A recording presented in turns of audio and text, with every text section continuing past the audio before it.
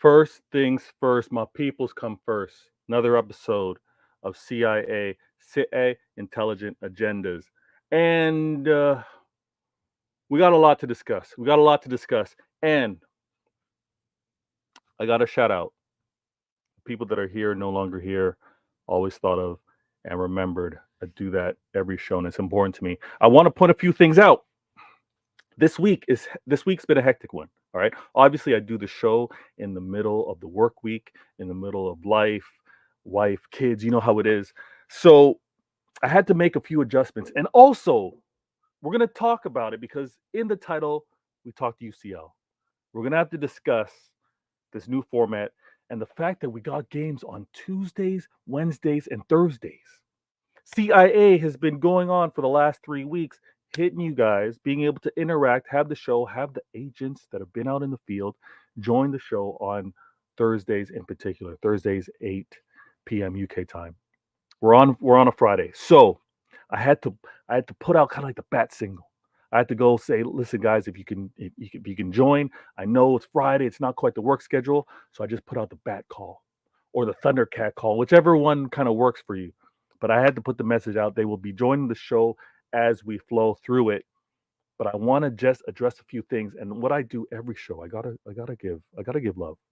I gotta give love. I gotta acknowledge the person that kind of takes the time. You know, they either have subscribed, they hit the notification button, they know when Vader Games TV is live, and they're in the comments to show the support. Listen, when you hit this channel up with a comment, when you hit this channel up with a like, it means a great deal. It makes a huge difference to this channel, and I want to thank each and every one of you.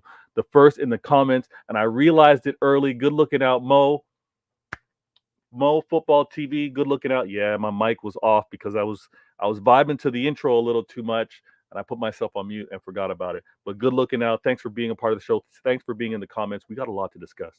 And my dude, Kim, my dude, Kim in the building, no sound. We recognize that. Good looking out. The intro had me vibing. I can't lie.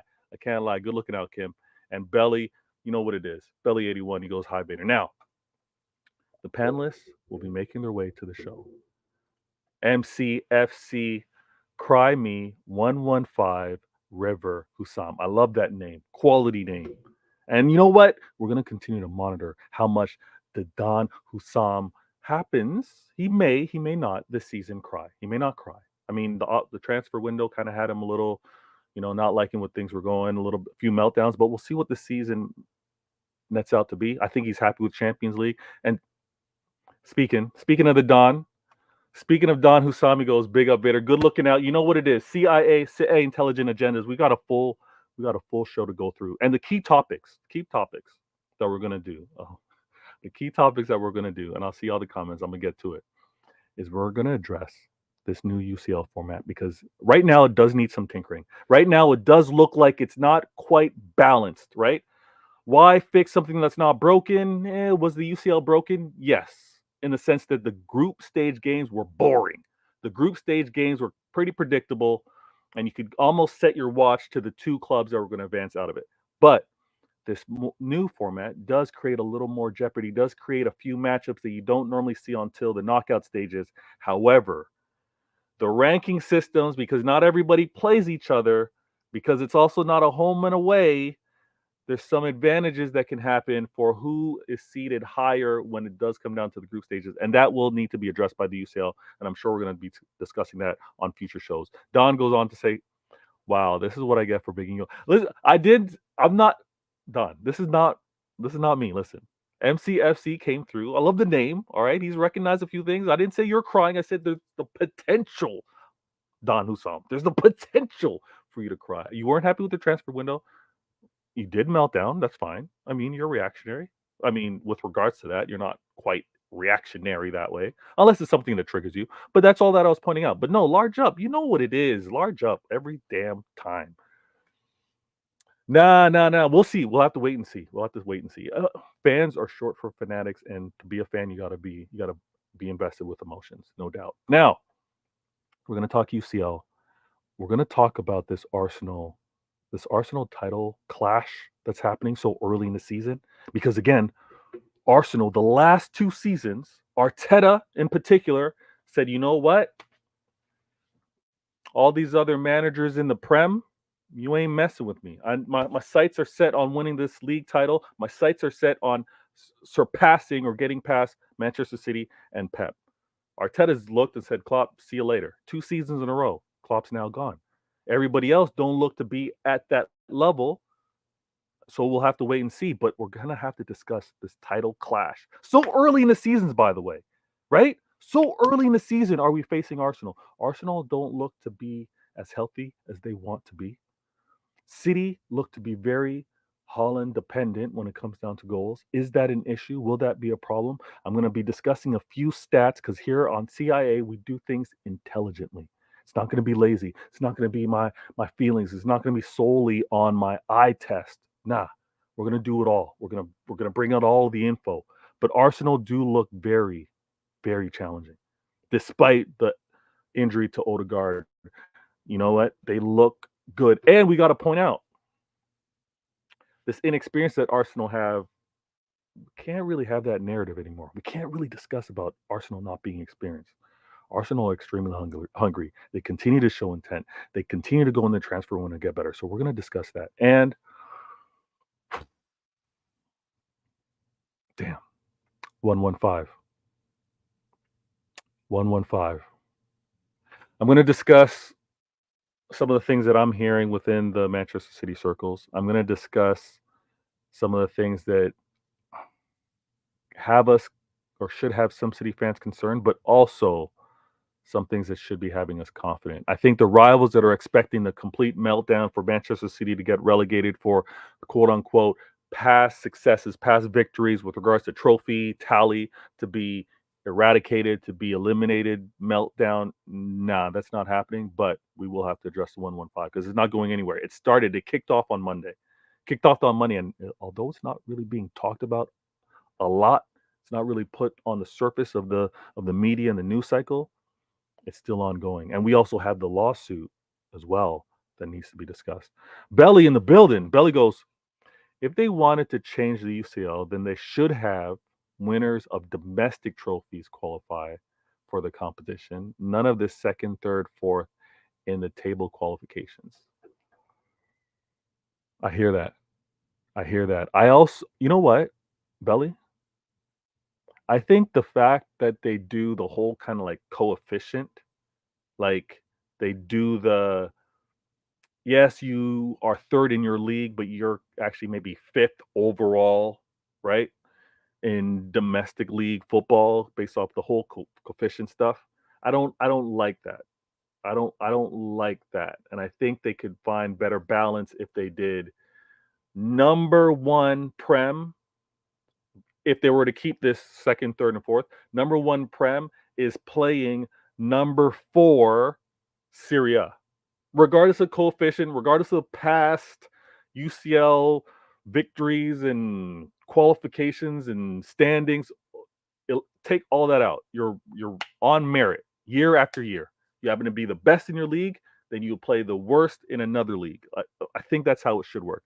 My gal, my gal, my gal Rose is in the building. Rose goes on to say, "Hey Vader, good day. I'm buying what you are selling today." Okay. Blessings, you and your family. Thank you so much, Rose. Appreciate you being a part of the channel, interacting as well. Now, I need to keep this show short and sweet, on point. I know that Friday was going to be a little bit of a challenge for my agents out in the field. Full transparency, Professor Hamza. Yes, I refer to him as Professor. Why does you know what? I've been on a few shows. Why does everyone laugh when I say Professor Hamza? That's his name.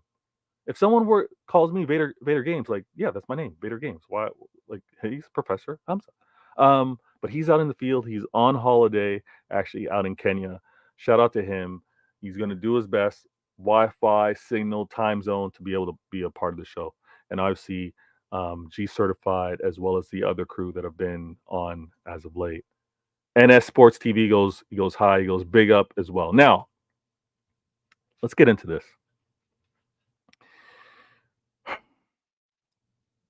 Our UCL matchup versus Inter. A rematch. A reminder of what happened just 2 seasons ago. And if you didn't catch it, I had a great post-match show with Judge Mo. It's my reminder. Apologies if that was loud on the microphone. I had a post-match show with Judge Mo, and Judge Mo was calm, not as energetic because it was a long day for him, but he also is able to calm down, the emotions kind of settle. And it was a battle of two very, very likely winners of this UCL. Can't take anything away from Inter. Listen, there's a reason why they are expected to win Syria. Can't take anything away from us for Pete winners, right? We won the Champions League just 2 seasons ago. So with all that, the conversation was pretty calm because a draw is pretty fair. Pretty fair in the sense that, yes, we created opportunities for Inter with regards to how attacking we were and how slow we were to actually get back in transition on that counter. Inter were ready once they won that ball. Not only were they finding those passes, they weren't long balls, they weren't like going over the top, but the fact that they were getting those passes and every one of them were ready to run downhill, the fact that they were doing that made life really difficult for us. And at the end of the day, we had our chances as well. Look at what fell to Gundogan. Look at what fell to Foden, right? A 0-0 is okay. A 0-0 in this format is actually very okay because we have confidence that our next difficult match is Juventus away. So, although we have PSG, don't we? Do we have PSG? I should look. I should look that up. But Juventus, we know Juventus is a tough one. I'm gonna get to the comments. Thank you so much for being a part of the show. Us getting this draw against Inter is actually pretty calm. I mean, seeing Liverpool get their result against AC Milan, I got to admit, I didn't like it. I was very happy when I saw Pulisic do his thing, but they were expected to win. All right. And again, because of this whole league format, it doesn't really matter so much game one because everyone else has 7 games to play. And it's more important on how you win because obviously, with other clubs winning, other clubs are losing. And I think mathematically, if you are able to, out of the 8 games played,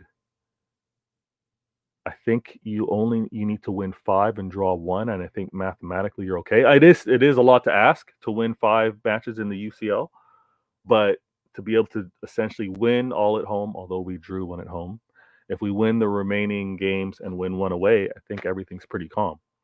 The game itself, exciting, a chess match, right? When you have a defensive setup like that, which Manchester City fans we should all be accustomed to. If we don't see teams set up to be defensive like that, it's almost an insult. So it's almost disrespectful. Um, and when we say that clubs need to play defensive, yeah, that's what we say. And I'm gonna get into the Arsenal matchup a little later when we reminded Arsenal fans that they should have showed a little more fight last season. But how we played against Inter was really promising. I hated seeing Savinho come off the pitch injured, and we've seen that for a couple games now. I hated seeing KDB come off the pitch, and we're going to speak to KDB's availability going into the Arsenal game. But all in all, Champions League, we should be happy. And I have to say, I don't know if you've heard the City fans, because I know Martin is kind of like really talking about this format not being so fair because look at what Bayern Munich already did, scoring 9 goals. Well, the goal differential or with the goal difference, goal scored, if that's going to be one of the tiebreakers, it still matters on how many games they win, right? So there's the chance of teams dropping points because they don't necessarily win games. If a team goes undefeated and they have one of these or 2 of these games where they score lots of goals, so be it. So be it in terms of how it's ranked. I think it's just right now there's some tweaking and it's not a perfect system. Let me go to the comments. Kim goes, I have figured out Professor Hamza. It's all good. I don't think you figured him out, but I'm gonna leave you with that. We'll have to talk about that as well. NS Sports TV goes, can you check your DMs after this? Absolutely. I'll make sure to do that. I'm doing this show. The show is going to be a precise hour. So please stick around, be a part of the show like you are right now, be in the comments. If you haven't hit that like button, please hit that like button. It means a great deal. Likes and comments help this channel tremendously. Kim, not surprised of the Inter game final score. Inter is very strong defensively and executed it perfectly. They not only executed their defense perfectly, Kim, but their counter, their going from defense to offense was tough. Was actually high quality, well drilled. And I think had they had, I mean, I know it's going to sound a little cliche. Had they had their shooting boots, it's a different story. Also, for us, if we had our shooting boots, I think we win that game late. So it's one of those. It's the Champions League. It's how it's going to be back and forth, of course. Belly, if domestic trophies got you Champions League qualifications, then teams would take the competition seriously, and winning them give the trophies more meaning. If the ooh, that is true. If your only qualifier into Champions League was domestic trophies, woohoo, belly. And if you happen to not win it, then you're the runner-up within that. Belly, that's a combo. See, over here on CIA, intelligent is the key word. This word right here, intelligent. I'm with you on that one. Now, we would have to go, obviously, winning your league, winning the domestic trophy, and not all FAs have the League Cup like we do. So then, do we go league? I know we're going off on a little tangent, but this is a good combo. Do we go league? Do we go domestic trophy? And then we go finishing second in the league and third. That's pretty good. That's pretty good. Emphasize trophy. Emphasize winning the league. Emphasize winning the domestic trophy. And then top four. Belly, you're onto something. Over here, Vader Games TV, we broke it down. We know how we need to reformat this, how we need to have the qualifications, how we need to rank, score. We go league, winning your league, winning the domestic trophy, and then top four. Boom. And honestly, that's what it should be, right? It's all about trophies. It's all about showing these, right? You want to show these. If you're listening and you're not watching, I'm showing my armpits. You want to show these. You want to be raising those trophies and being like, yeah, we won this. That's what you want to do. NSTV, NS Sports TV. My bad. He goes, do you think KDB is on a downward trajectory? No, he's not. NS last season just got over the surgery for his hamstring. Reattachment of his hamstring was missing for 5 months. I think don't look at last season as okay, he's on the downward, he's on the decline. No. Don't do any of that. This season, I think he tweaked it a little bit. And I think it was like chasing, or I think he got knocked and then he was sprinting afterwards. It's too early to say whether he's on a downward. However, and this is the case for all of us, right? All of us. We're all aging. You can see look, you can see the platinums. We're all aging. He's on the other side of the career though, right? He's looking to manage things and can't really play at the clip that he used to. So with that, we got to say he's on the other half of his career. He's on the decline of career-wise, but I don't think his skill set, I don't think his abilities are then now like, he's nothing like the player he used to be. Nah, not yet. Kim in the building, he goes, UCL is only Tuesday and Wednesday. It was only on Thursday first week. I know, but it messed everything up. CIA, my peeps, everybody in the field, the things that we wanted to talk about. I mean, we were ready. We were ready to talk on Liverpool with their performance and not taking anything away from it. Liverpool versus AC Milan, very good performance. All right, very good. Showed their experience, showed their ability to get results in the UCL despite going down a goal early. And then we wanted to talk about, and then we were ready to talk about Arsenal having their game just yesterday, right? But again, Arsenal playing a very good Atalanta. I mean, Don Hussam, if he's still in the chat, Liverpool fans don't like to hear this, but the result that Arsenal got against Atalanta is not bad. I mean, they were playing against, Europa champions. They were playing against Atalanta, who, and it's now a meme, it's now a GIF, whatever it is, but there's a reason why Don Hussam was all happy with facing Atalanta and they actually didn't get the result that they wanted. So the fact that Arsenal didn't suffer a loss like 6 UCL winner Liverpool did is actually a good thing. And they suffered, or quote unquote, got this draw with no Odegaard.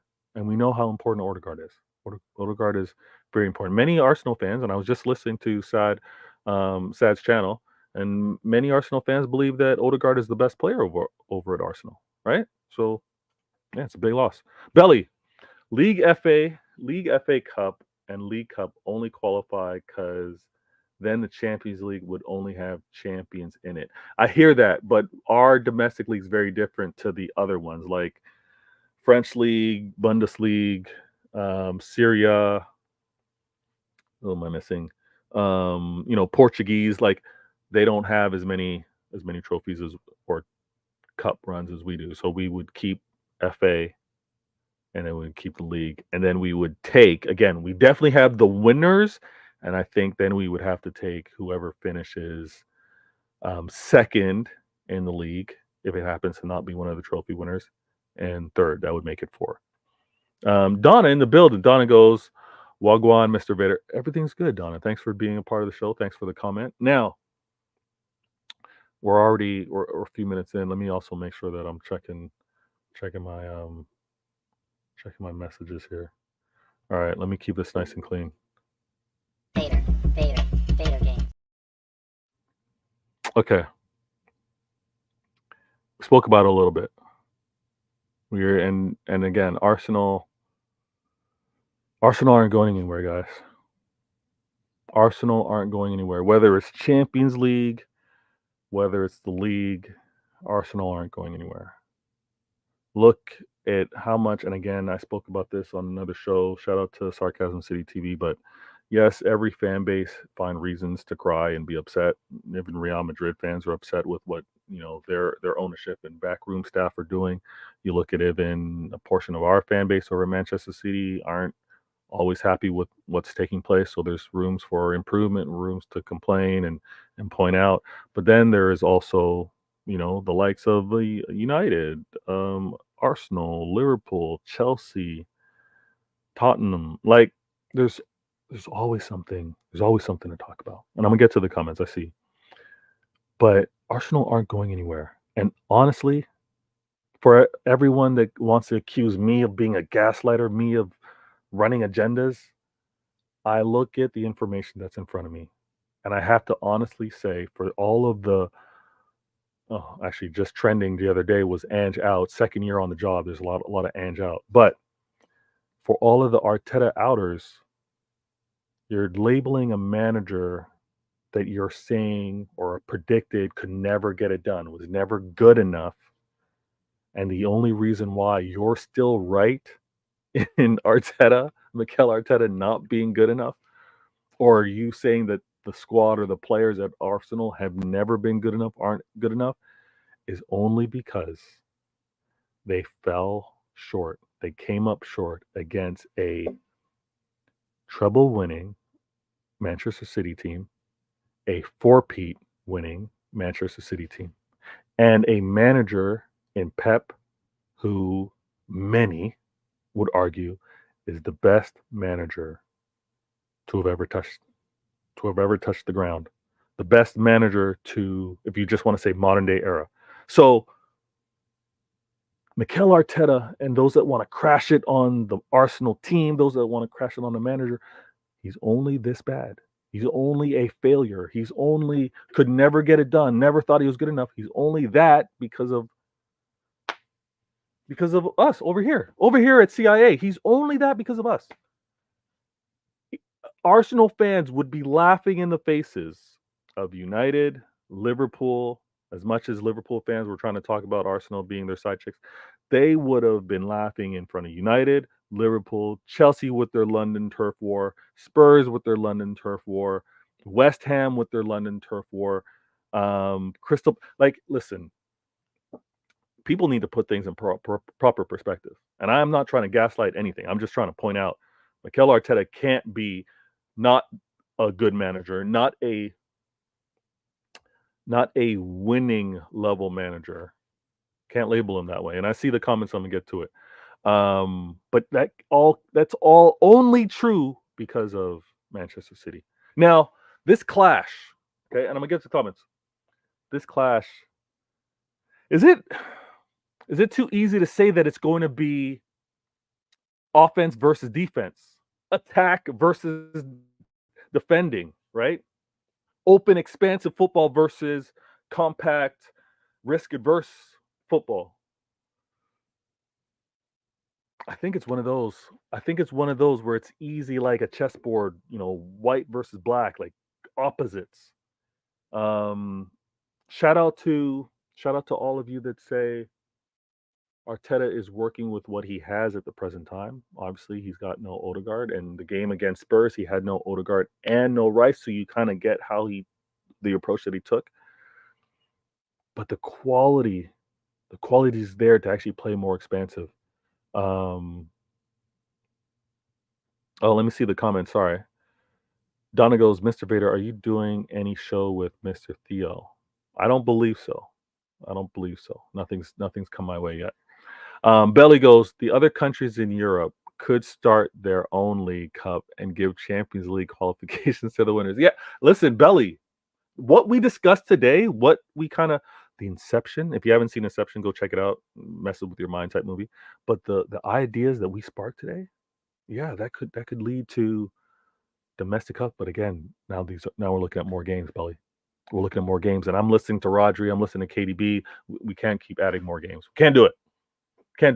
Even though we're paying these players more, we can't add more games. So we got to figure something out. I don't know. Belly goes on to Eric Ten Hag and Man U never fire that. They don't want him fired. Do you fire a 2 years in a row trophy winning manager? And I asked this of every rival, other than City, because I get it. Life is good. Sky's always blue. The ocean water is always nice and clear, nice and blue. Everything's nice over here at Manchester. I get it. But ask every rival other than a Manchester City rival. Are you trading your club's 2 years for United's? Let me know in the comments. Some rivals in the comments right now. Let me hear it. Are you trading your club's last 2 years for what Eric Ten Hag and United did? You are. Be real. Be real, rivals. The last 2 seasons, you're trading that for what United did. They did this. I don't. They did this. Imagine this is a trophy. They raised this twice. No other than Manchester City. I get it. No other English club were able to do that. Come on now. That's why Belly, I'm with you. They can't fire a successful, because it's about trophies. Honestly, it is about trophies. When is it not about trophies? They can't fire a manager that's winning trophies. And when United fans want to I wish I had Marshall's soundboard right now. Shout out to Marshall, Casually FC. Shout out to him. But I wish I had his soundboard and that clip from Jacob. Shout out to Jacob, United Spurs of America. But the wham every time. The criers need to stop. The criers need to stop because it is about trophies. That's what it's about. And you're not firing a manager that brings you trophies. And the biggest criers, funny enough, the biggest criers that have been winning trophies the last 2 seasons in Manchester United fans are crying, saying, "Oh, in our worst ever era in the Prem, he needs to go." Okay, your worst ever era in the Prem is exceptional, though.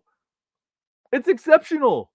Even myself, Manchester City fan, to say that, finishing 8th in a season and still raising a trophy, that's your worst era?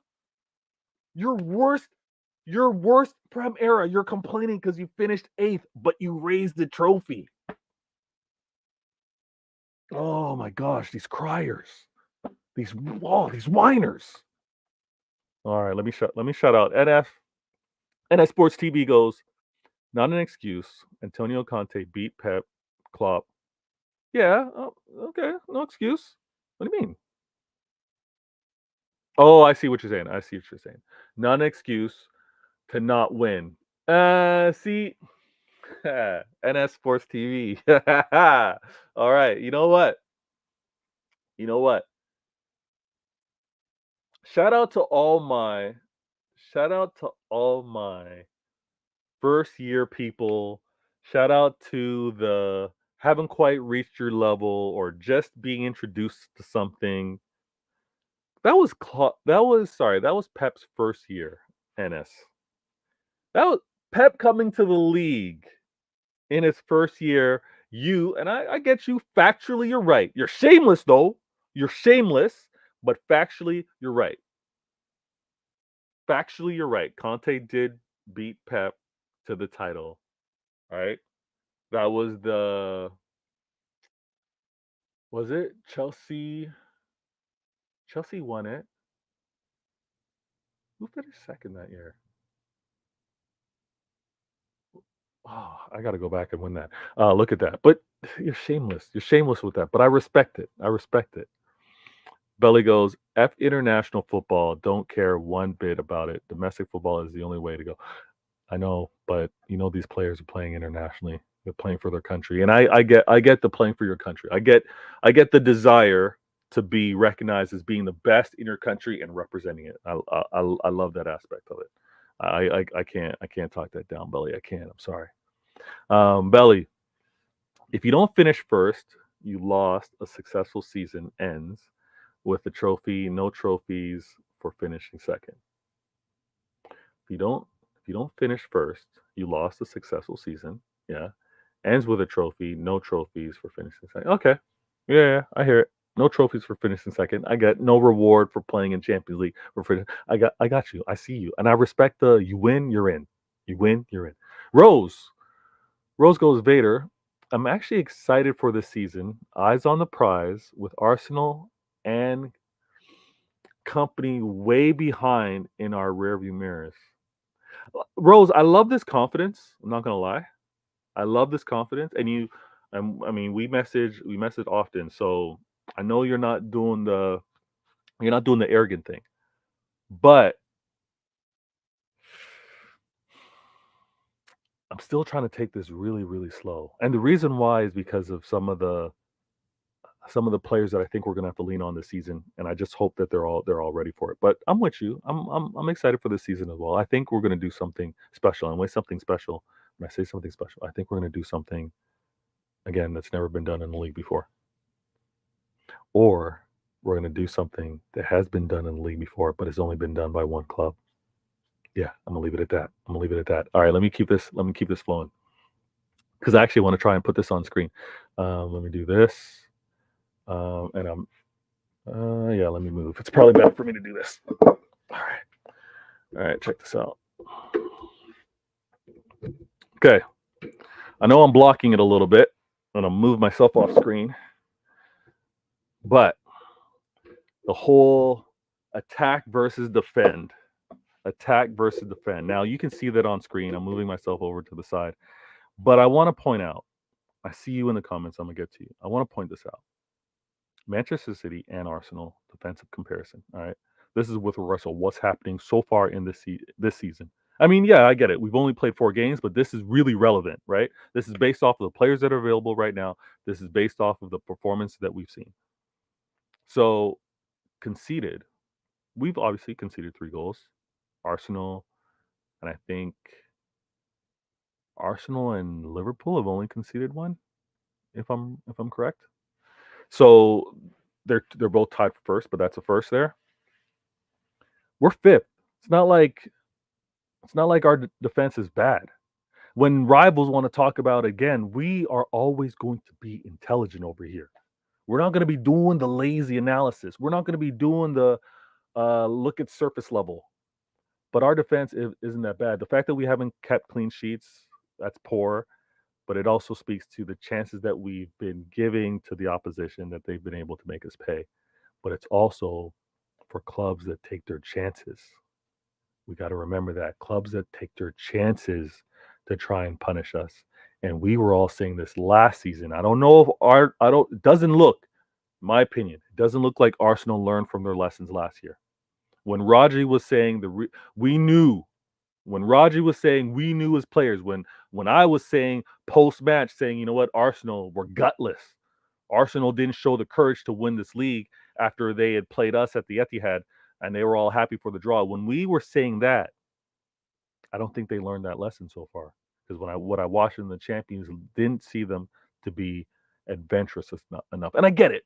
They did have Odegaard, but they don't show to be that adventurous, even with regards to Spurs when they had no Rice, no Odegaard. Now they're playing us, and they're not going to have Odegaard. We're obviously way better. We're way better than Spurs. No disrespect, Jacob. You know what it is, all right? We're way better than Atalanta.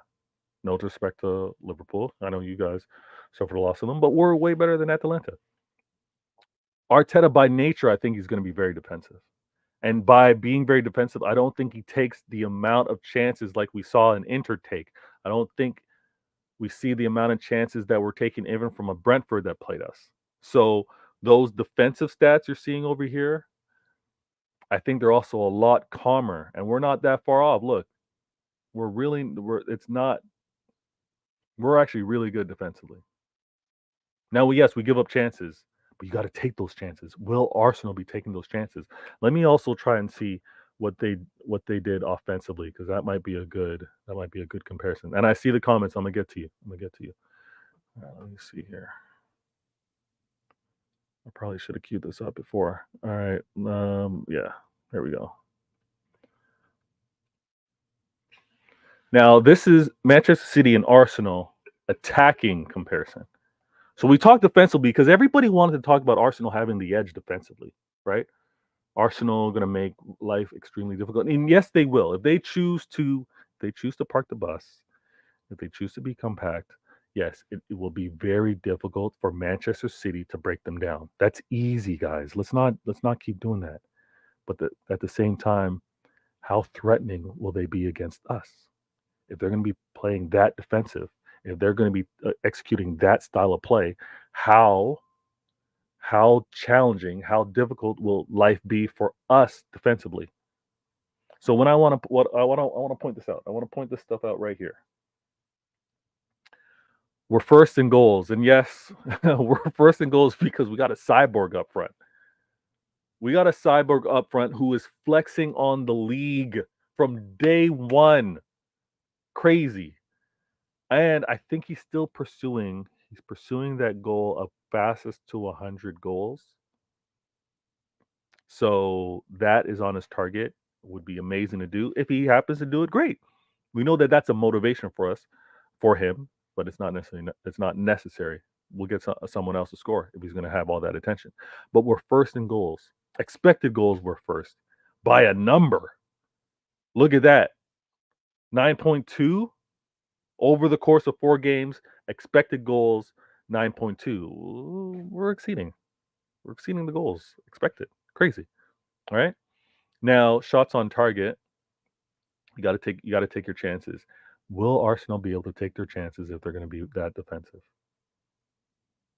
Chances created. Look, that is what I'm most excited for. Let me be honest with you in the comments. Those of you that are going to be watching this on the rerun, this is what's got me the most excited. Chances created, because the chances created aren't necessarily, the bulk of them aren't transitional.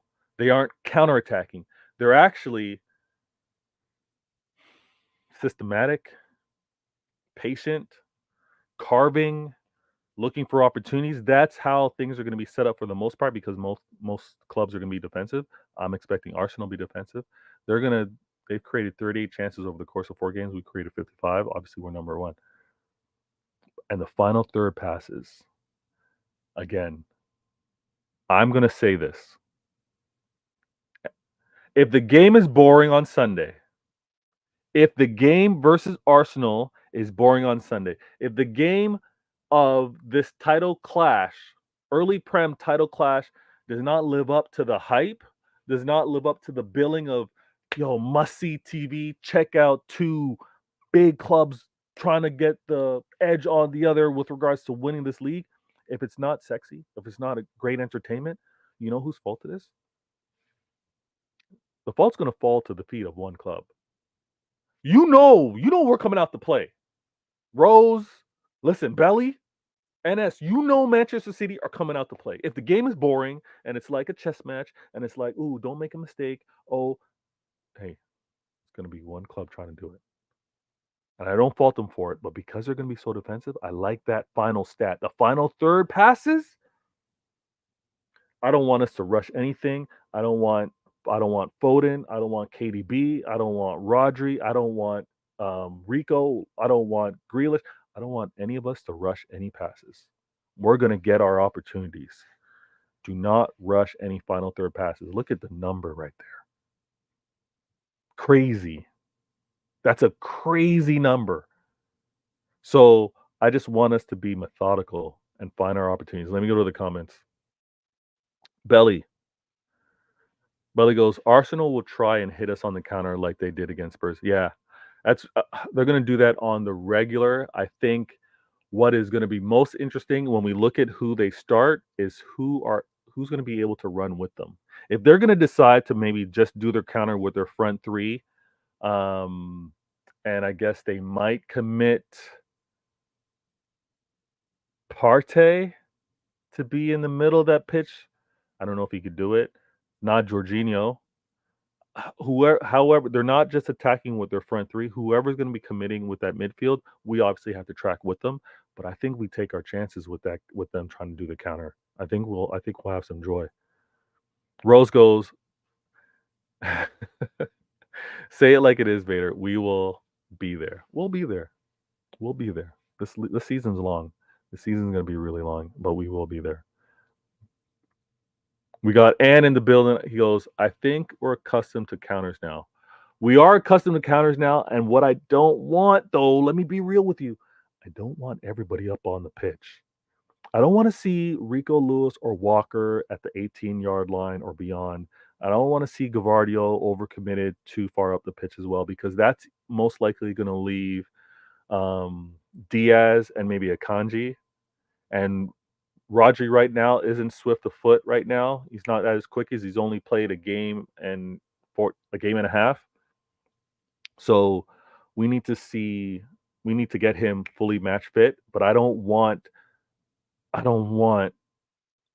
the wingers running down on our two center backs with our fullbacks chasing back, being slightly behind on pace. But I do think we're more accustomed for the counter. I do agree with you on that one. Now, many thought that Arsenal had the edge defensively. They didn't, and we pointed that out. I don't think it was a brainer. It was a no-brainer. It was a no-brainer. Didn't require much thought to think who had the better attacking opportunities here. Now, I'm not going to do a full 11. I'm not going to do that breakdown with regards to who I expect to start, who Arsenal expect to start. But if KDB's healthy, I want KDB on that pitch. You know what? KDB is like a locksmith. Or was it Arteta got pickpocketers, right? Arteta went and got some pickpocketers to kind of emphasize that the players can't lose concentration throughout the league. They need to stay dialed in because that loss of focus is what kind of cost them. We need KDB because he is the perfect safe cracker. He is the perfect guy to pick a lock. And if they're going to be defensive with Saliba and Odegaard, Saliba and Gabriel, and I have to say, no shade, no fake gassing. This is real. Saliba and Gabriel are the best center back in the world right now. The pairing are very good. There's a reason why Real Madrid are sniffing around for Saliba, right? There's a reason why they've had the defensive records that they've had over the years. So if they're going to be paying that much attention, this great center back pairing are going to pay that much attention to our man Holland, who accounts for 9 of those 11 goals that you see there on the screen. If they're going to be doing that, then I want KDB, I want Foden, and I want Rodri. I want those guys playing in the pockets. I also want I want trickery.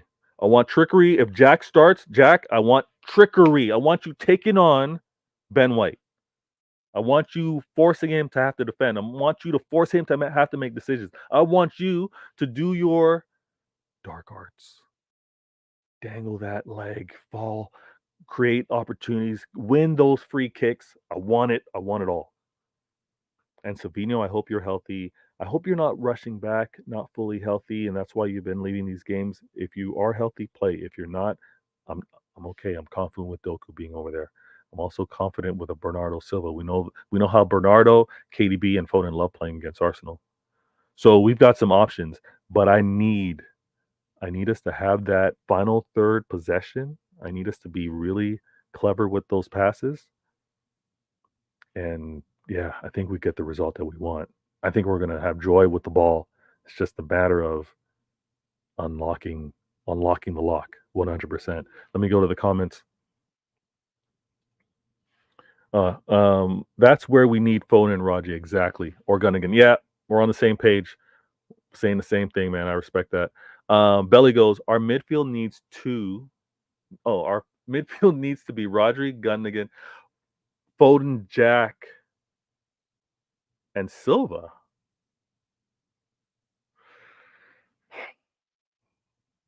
Hold on. So you want to say Rodri, Gundo, Foden, and hold on. Are you dropping KDB because of injury, or you're saying the best matchup midfield you would want to be is that? Because I think if KDB is healthy, he's starting. Gundo sits. In my humble opinion, I think we do that. Jack Grealish, okay, not bad. Jack, Holland, Silva.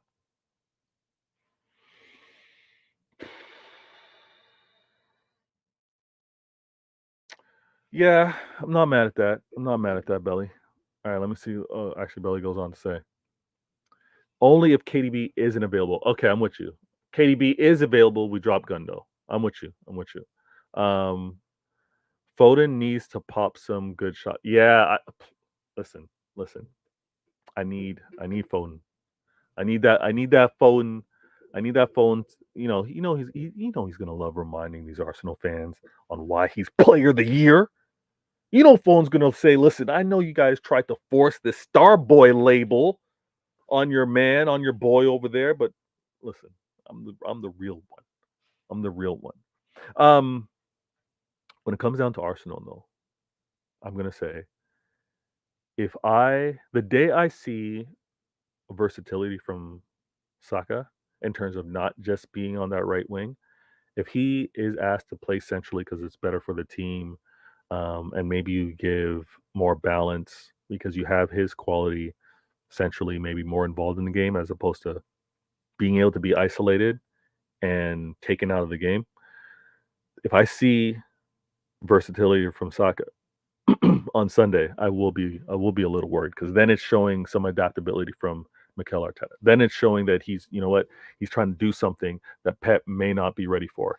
So I'm gonna be concerned for that. Let me see what other stats I can share with you.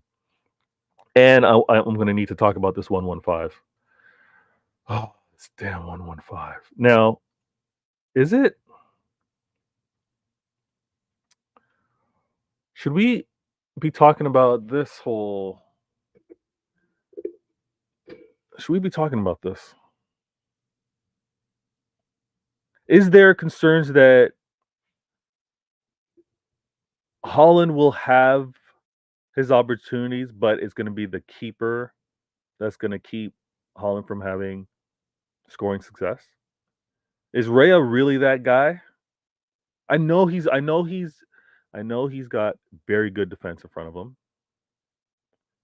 But should we be looking at Raya like he's Ederson or Allison, right? Should we be looking at him like, damn, it's gonna be hard to get goals past this guy? I respect what he's doing. I see the XG conceded. I see the XG prevented. Um, I don't know. I'm hoping for some records to be broken here in favorably for Manchester City. Holland needs to put this Raya hype to bed. I'm gonna need that. All right, let me see. Um, Now this actually is kind of worrying. Now, worry is the wrong word. Let me change that. Worry is the wrong word. But I don't know if this shows up well. Um, I'm moving it for a second, and I'm going to talk about this 1-5 for what I've heard. But Manchester City chance creation by opponent. So expected goals very low versus Arsenal, and total shots again probably looking around 17 shots. The beauty about it is we're going to be taking about 17. Arsenal aren't going to be anywhere near that. So then we need to limit, which we will. We will need to limit their amount of shots taken, and we will also need to limit their counter-attacking opportunities. I think we do that. This game's ours. Will it be a high-scoring game? I'm hearing some predictions like 2-0, 3-1. No. Us taking 17 shots. Yes, Holland can be clinical. Um, this game might be a 1-0, 2-1 if we're lucky. Clean sheet, we would be very lucky for. I'm gonna get to the comments. I see you. If we get a clean sheet, that would be incredible versus the quality that they have and the chances that they're going to be able to take. But let me go to the comments. Let me see. Rose goes Vader. I need to see the boys in blue, especially at home. This new playoff kit is suited for the Carabao Cup. Love Carabao Cup, but by the way, I'm with you. The Rose, I said this, and I tend to do things like this because I get caught up in the excitement of being a fan, the emotion. If if we had won, versus Inter, I'm buying. I was buying the kit. I already told myself if we played a home game in these kits, not our traditional blue, and we won it the first time around, I was like, I'm buying it. We lost the game. So I was like, you know what? No, I can't get the kit. It was great first day seller. I saw the numbers. I heard all about that. That's absolutely incredible. But we didn't win in it, so I'm not getting it. We did not win in it. All right. Let me go to the comments. I see Kim in the building. Kim goes, Raya is not going to stop Holland. If Holland is in position with ball, he'll score. I agree. I'd have to agree with you. I think if Holland gets the opportunities, he's going to score the goals. Raya, Raya's getting some good hype right now. Belly, if we lose to Arsenal, I'm not too worried because Arsenal will drop points to lesser teams as the season goes on. I agree with that. I just don't want to lose to Arsenal because I think it's going to be an emotional as well as like a confidence booster, 100%. Right? The Arsenal fans and the players, they've been quick to kind of note that they didn't suffer a loss to Manchester City last year. And I think it's going to give them a lot of momentum considering that they're going to win a game against us with no Odegaard. Let's put that in perspective. We got to recognize if they win this game without Odegaard, it means a lot. It means a lot for them to have won this game. So I think I still have confidence with what we could do for the remainder of the season, but their confidence is going to be like through the roof. You know that. Kim, Holland is more clinical this season than last. He is. Holland's healthy, so he's clinical. Holland is like, you know what? He wants to put this goal scoring record in a season. He wants to shatter it. And I love that motivation from him. I love that drive. That's what you need. By position, you want players that are going to try and do something in their position that is like groundbreaking. It's never been seen before. All right, I know I'm running up on time, but I want to talk about this 1-1-5.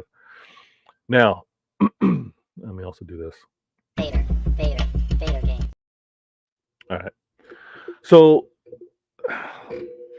news-wise, everyone is pretty much doing the city or guilty stuff.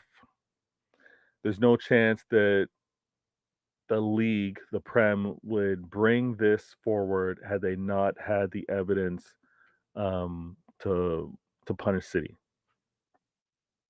I do like how it's still innocent on proven guilty, unless it's public opinion. I get all that, but they're gonna have to prove that we did something wrong. And what has me very confident with this case, and obviously they don't want to talk about it too much, but with this case is what they're going to prove if they do prove it, right? If they're able to prove it. If they're able to prove all this stuff, then what they're actually proving is fraud. What they're actually proving is gross negligence, and it's deception, right? So if they'd have to be very, it'd have to be very black and white. It couldn't just be it kind of looks that way or we suspect it. It has to be proven because of the ramifications, right? City being guilty of what they're accusing City of financially, if they do that, it's going to have serious ramifications. So that, from a City standpoint, is where we should all feel confident that if that when things do get resolved or do get concluded, that is going to be put to bed because it's either criminally guilty, fraudulent guilty, or not. And again, with our leaders, Khaldun, with the club saying we're innocent, us as City fans should be very confident. Another thing to point out, sorry, another thing to point out is there's also the lawsuit that's still happening, right? There's also the challenge that we put forward with regards to the APT, associated party transactions. Basically, you can't quote unquote be related, right? Related parties can't really be sponsoring and supporting each other that way, and that has been a fight that Manchester City have been putting forward, and I'm excited for it. I see you, Mo. Good looking out. Thank you for being a part of the show and dropping a comment. If you've been watching and you haven't dropped a like, please do so. I know I'm closing in on an hour, and I made it a point to always do CIA at least once a week, rain or shine, because I think getting the info out and the conversations are important, and I really enjoy talking with all of you. But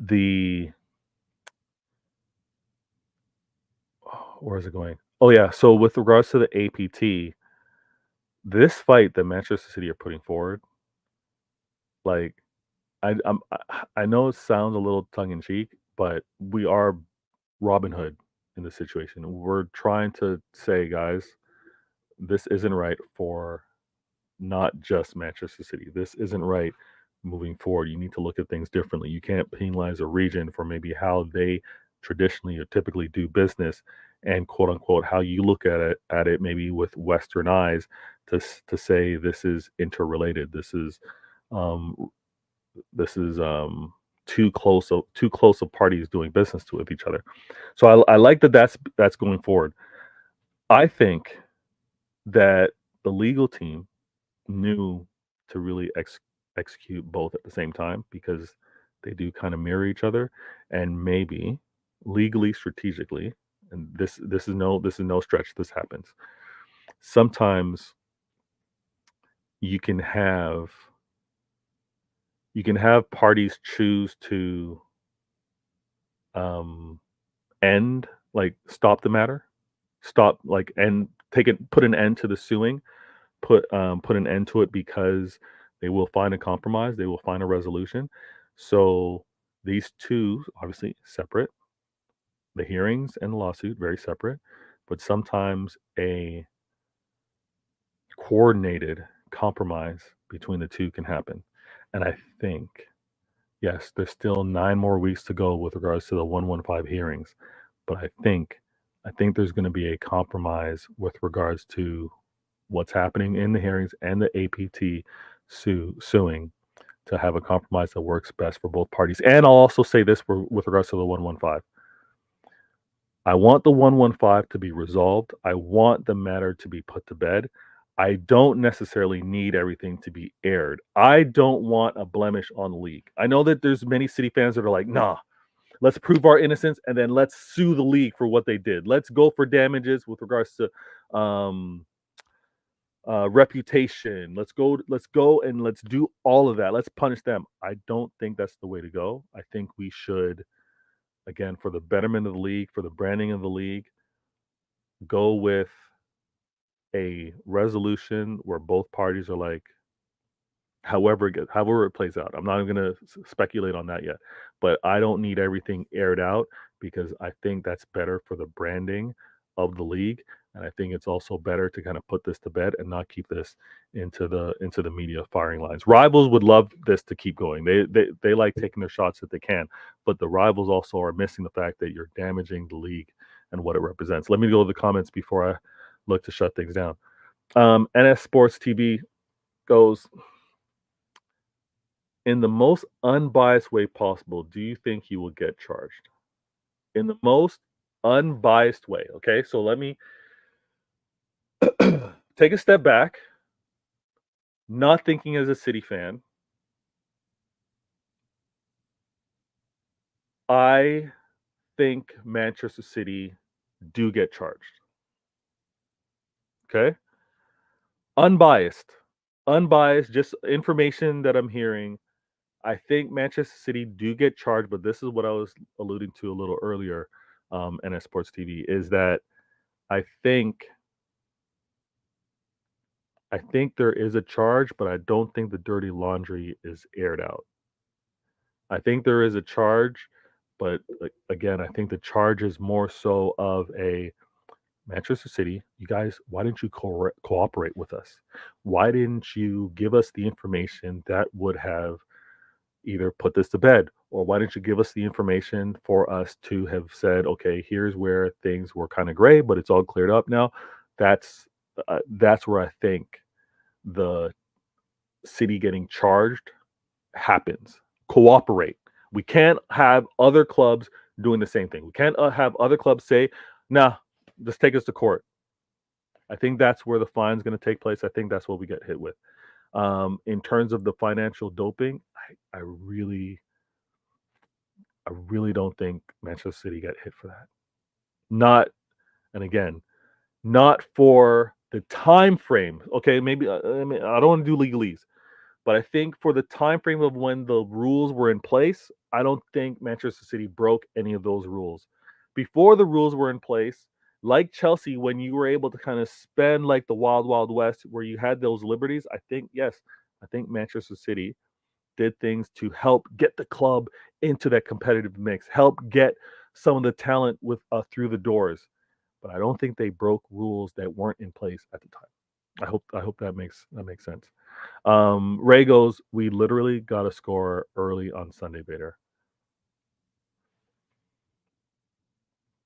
If we score early, that will be great. And yes, it would make our life a lot easier. However, if we don't score early, if Arsenal don't score, and it's us again, possession, knocking on the door, I think we get joy. I think we do get joy, but it's going to be a terrible game to watch. Ray, it's going to be a terrible game to watch. I'm not going to lie to you. Kim goes, City is not going to sue. The long-term strategy suing the Premier League will ruin this. Yes, exactly, Kim. I don't think we sue. I think we you know what? This messed up on how things played out. Let's move on past it. Similar to what happened. I gotta join my man Egal. Similar to what happened with regards to Liverpool and Manchester City with regards to the stolen scouting reports. Yeah, Egal, I'm there. I see you. Let me wrap up these last few comments. Kim, we will get fined for non-cooperation for sure. Agreed. Ray, Arteta will play the most evil and boring tactic against us. We will suffer emotionally as City fans if we don't score early on Sunday because they'll ruin it. Those Arsenal fans, I see them kicking. Hey, Ray, I'm with you. And listen, please, subscribe, hit that like button. This show, I always try to keep this an hour. I'm a lot over, actually, 7 minutes over. But love is always. Share this with the group. If you're catching this on the replay, hey, hit me up with the comments. I'll read them. I'll interact with you. Share with me what you think of the show. And I promise you, we'll be back to our regular scheduled time and day next week. Champions League just kind of disrupt things. I had to make sure I watched that Arsenal game on yesterday. But blessed to everyone. Check out this outro on Bader Games. Thank you, each and every one of you in the comments. You make this show special. And I'm going to catch you on the next show. I'm Bader Games, and I'm out.